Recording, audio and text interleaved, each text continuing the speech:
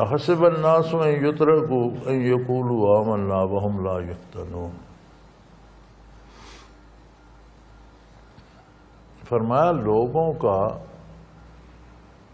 عجیب مزاج ہے، انسانی مزاج بھی بڑا عجیب ہے کہ یہ کہتے ہیں جب ہم نے کہہ دیا ہم مسلمان ہیں تو بات ختم ہو گئی، اب تو ہم پر آسانیاں ہی آسانیاں اور آرام ہی آرام اور آسائش ہی آسائش ہونی چاہیے۔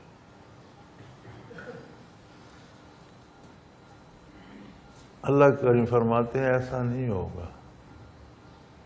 جب تم دعویٰ کرو گے کہ ہم ایمان لائے تو تمہارے ایمان کو آزمایا بھی جائے گا، پرکھا جائے گا، جانچا جائے گا۔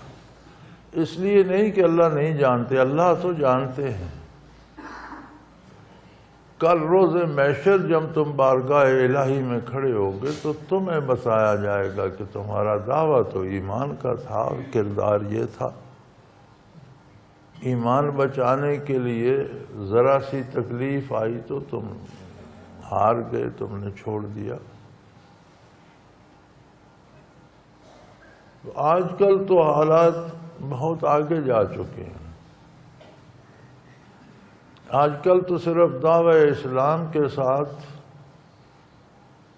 چاہتے ہیں کہ کردار ہمارا کافروں سے بدتر ہو، جھوٹ بولو، لوگوں کو حرام کھلاؤ، نقلی دوائیں بنا کر بیچو، نقلی چیزیں بنا کر بیچو اور لوگوں کو تباہ کرو صرف دولت کمانے کے لیے۔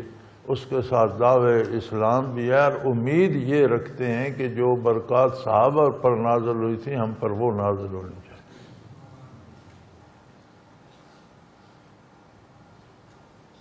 اگلے دن ہمارے اس المرشد کے پروگرام میں یہ سوال بھی تھا کہ جی دنیا بھر میں صرف مسلمانوں کو پیٹا جا رہا ہے، برما میں بڑے مسلمان قتل ہوئے، فلسطین میں کب سے مر رہے ہیں، اور بھی جہاں جہاں دنیا میں ہیں وہ مر رہے ہیں، انہی پر مصیبتیں آ رہی ہیں،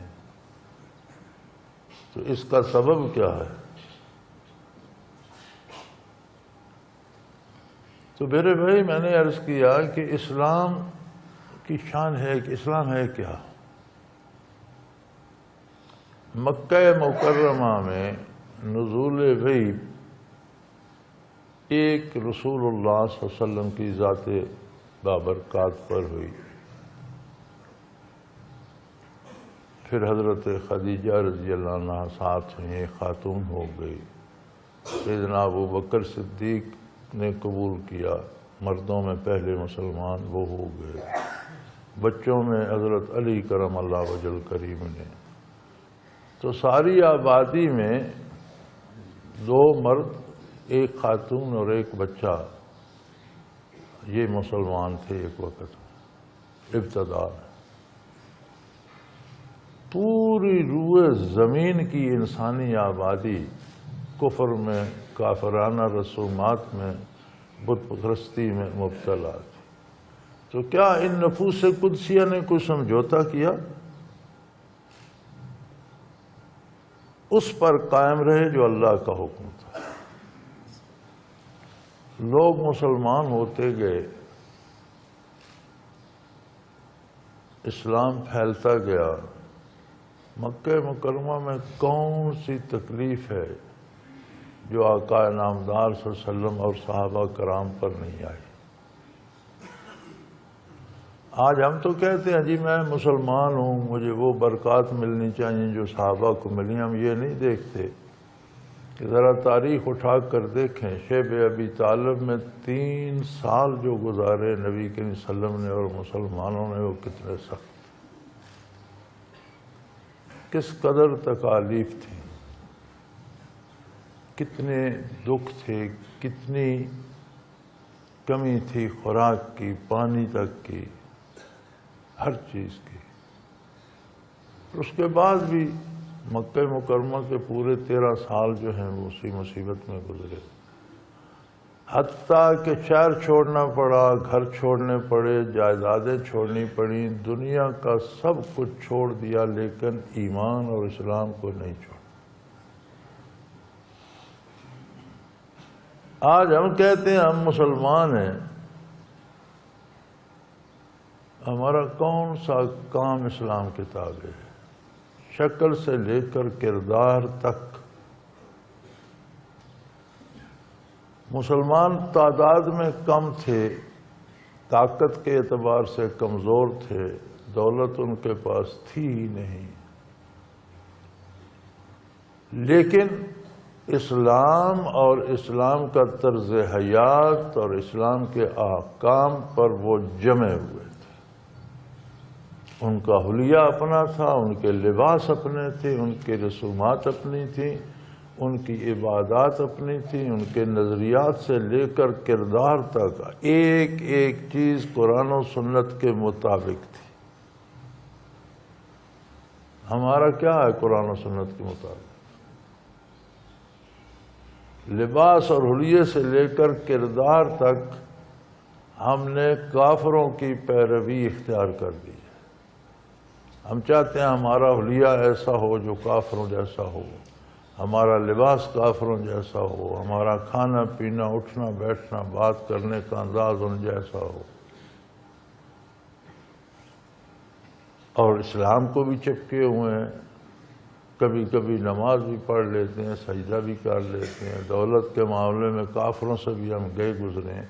تو جو کسی کے پیچھے چلتا ہے، جسے انگریزی میں فالور کہتے ہیں، فالور تو راہبر اور لیڈر نہیں نہ بن سکتا، پیچھے چلنے والا تو امام نہیں بن سکتا۔ تو جب مسلمانوں نے کافروں کے پیچھے چلنا شروع کیا تو پھر سربراہی اور قیادت کافروں کے پاس ہے، وہ انہیں ماریں یا زندہ رکھیں، بھوکا رکھیں یا کھانا دیں، ذلیل کریں یا ان کی عزت کریں، ان کی مرضی۔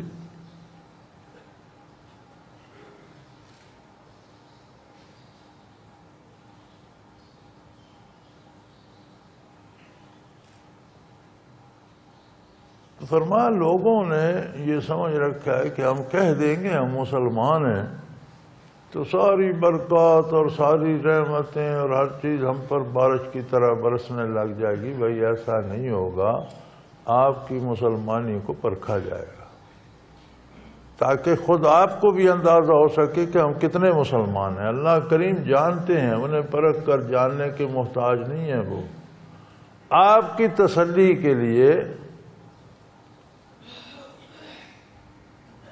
حسب الناس ان یترکوا، لوگوں کا خیال ہے کہ انہیں ایسے ہی چھوڑ دیا جائے گا، یقولوا آمنا وہم لا یفتن، جب انہوں نے کہہ دیا کہ ہم مسلمان ہیں تو پھر ان کا اسلام پرکھا نہیں جائے گا؟ نہیں پرکھا جائے گا، مشکلات آئیں گی، مصیبتیں آئیں گی، آزمائش آئے گی، اور ایک ایک کام پہ جانچا جائے گا کہ واقعی دل سے مسلمان ہو یا رسمن ہو۔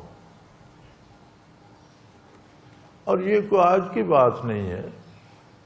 وَلَقَدْ فَتَنَّ الَّذِينَ مِن قَبْلِهِمْ، آپ سے پہلے ایک بڑی تاریخ ہے انسانیت کی، آپ سے پہلے جتنے لوگ گزر چکے ہیں سب کی آزمائش ہوئی ہے۔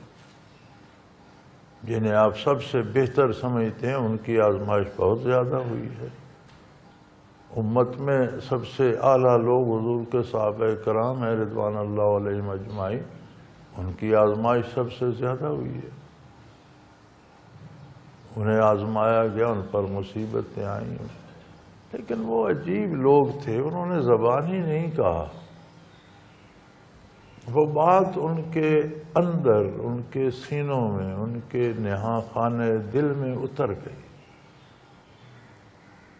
ایک چیز اندر بس جاتی ہے اور وہی چیز مقصد ہے، ایک کیفیت ہوتی ہے، خالی الفاظ کو مقصد نہیں، الفاظ میں ایک کیفیت ہوتی ہے جو اندر بس جاتی ہے۔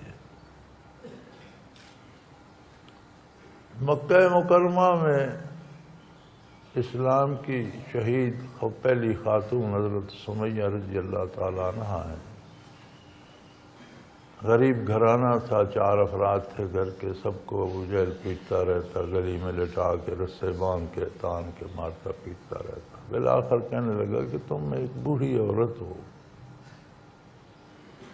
تم مسلمان ہی رہو، لیکن زبانی میرا بھرم رکھنے کے لیے تو کہہ دو کہ میں بتوں کو مانتی ہوں یا میں اللہ کو ایک نہیں مانتی، آخر مجھے لوگ کیا کہیں گے؟ میں وادی کا سردار ہوں، مار مار کے تھک گیا ہوں، اور تم ایک بوڑھی تم تو کہہ میرا کچھ بھرم تو رہ جائے۔ تو ان کا جواب پتہ ہے کیا تھا؟ وہ کہتی تھی وہ ہے ایک، یہ صرف میرے ماننے کی بات نہیں، وہ ہے ہی ایک، تو میں کیسے کہہ دوں ایک نہیں؟ یعنی وہ کیفیت جو توحید پر ماننے یا اقرار کرنے کے وہ دل میں بس چکی، وہ کہتی میں کیسے کہہ دوں جب ایک حقیقت میرے سامنے ہے، میں پا رہی ہوں، وہ ہے ہی واحد و لا شریک، تو میں کیسے انکار کروں؟ شہید ہو گئی، حالانکہ شریعت میں گنجائش ہے کہ موت کا خطرہ ہے، قتل ہونے کا ڈر ہے، تو دل میں ایمان کو مضبوط رکھو، زبانی اس کافر کی بات مان لو تو تمہارا ایمان ضائع نہیں ہوگا۔ لیکن وہ کہتی تھی جب ہے ہی ایک میں کیا کروں؟ وہ بات دل میں بس گئی۔ اسلام اس کیفیت کا نام ہے، ہماری چونکہ زبانوں پہ رہتا ہے، دل میں نہیں اترتا، تو ہم دنیاوی مفاد کے لیے کافروں جیسے نظر آنے کی کوشش کرتے ہیں، کافروں جیسا کردار اپنانے کی، دنیا کے لیے کافروں جیسے کام کرتے ہیں، بلکہ کافر بھی وہ کام نہیں کرتے بعض اوقات جو ہم کر گزرتے دنیا کمانے کے لیے۔ تو پھر یہ کون سا اسلام ہے؟ اور فرمایا کوئی نئی بات نہیں ہے، تم سے پہلے جو قومیں گزری ہیں، تم سے پہلے جو امتیں گزری ہیں، کیا انہیں نہیں آزمایا گیا؟ فَلَيَعْلَمَنَّ اللَّهُ الَّذِينَ صَدَقُوا وَيَعْلَمَنَّ الْكَاذِبِينَ، اللہ کریم نے سچوں اور جھوٹوں کو الگ الگ کر دیا، سامنے کر دیا، ان کا علم ہو گیا۔ اللہ کریم تو جانتے ہی ہیں، خود انہیں بھی پتہ چل گیا کہ میں کتنا سچا ہوں۔ سید عطا اللہ شاہ بخاری رحمۃ اللہ تعالی علیہ فرمایا کرتے تھے کہ لوگ زندگی تو فرعون کی چاہتے ہیں، موت موسیٰ علیہ السلام کی چاہتے ہیں، کہ زندگی میں تو فرعون کی طرح موجیں کریں، جب موت آئے تو موسیٰ علیہ السلام کی طرح۔ فرمایا ایسا تو نہیں ہو سکتا، جیسی زندگی تھی ویسی موت بھی آئے گی۔ فرمایا لوگوں کا یہ حال ہے کہ زبانی کہہ دیتے ہیں ہم مسلمان ہیں، پھر چاہتے ہیں کہ ہم پر رحمتوں کی بارش ہو۔ ام حسب الذین یعملون السیئات یسبقونا، یہ جو لوگ جرائم کرتے ہیں، برائی کرتے ہیں، اور ہمارے ملک میں تو حد ہو گئی ہے، حیرت ہوتی ہے، یعنی کوئی چیز بچی ہوئی نہیں ہے۔ یہ پتہ نہیں سچ دکھاتے ہیں، جھوٹ دکھاتے ہیں، ٹی وی والے دکھاتے رہتے ہیں۔ تو کل دکھا رہے تھے کہ گاڑیوں کا تیل بھی نقلی بنایا جا رہا ہے، وہ بریک آئل نقلی بنایا جا رہا ہے، وہ کام نہیں کرتا، ایکسیڈنٹ ہوتے ہیں، لوگ مرتے ہیں۔ انجن آئل نقلی بنایا جا رہا ہے، وہ انجن فیل ہو جاتے ہیں، لوگوں کا نقصان ہوتا ہے۔ گوشت میں حرام کا گوشت میں لایا جا رہا ہے، گدے کھلائے جا رہے ہیں، مردہ جانور کھلائے جا رہے ہیں۔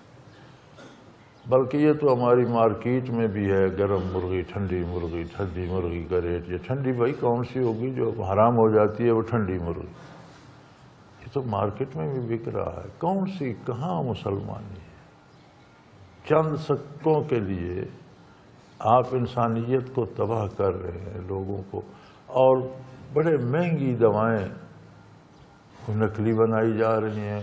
اس بندہ پیسے بھی دے دیتا ہے اور دوائی کا اثر نہیں ہوتا، بیچارہ مر جاتا ہے۔ یہ کون سی مسلمانی ہے؟